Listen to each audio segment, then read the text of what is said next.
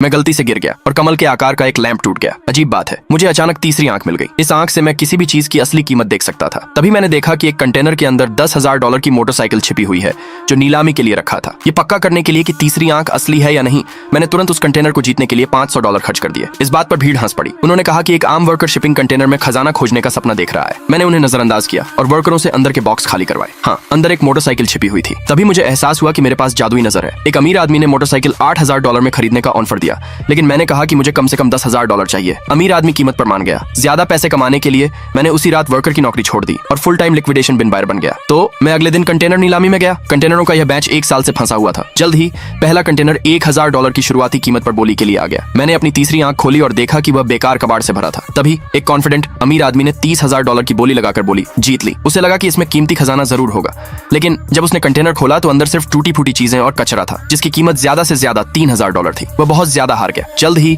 हम नीलामी के लिए रखे दूसरे कंटेनर की तरफ बढ़े, क्योंकि असली मालिक का पता नहीं था और यह 3 साल से ज्यादा समय से पोर्ट पर पड़ा था, इसलिए इसे बेचने के लिए रखा गया। शुरुआती कीमत अभी भी $1,000 थी। मैंने अपनी तीसरी आंख फिर से खोली और अंदर $6 लाख का हाथी दांत छिपा देखकर हैरान रह गया। बोली तेजी से शुरू हुई। सबको लगा कि अंदर कुछ भी कीमती नहीं है। आखिरकार यह 3 साल से पड़ा था। यह देखकर मैंने तुरंत इसे खरीदने के लिए $1,000 का ऑफर दिया, लेकिन फिर भी मैंने एक अमीर आदमी का ध्यान खींच लिया। उसने $10,000 की बोली लगाई और मुझे चेतावनी दी कि मैं जानबूझकर कीमत न बढ़ाऊं।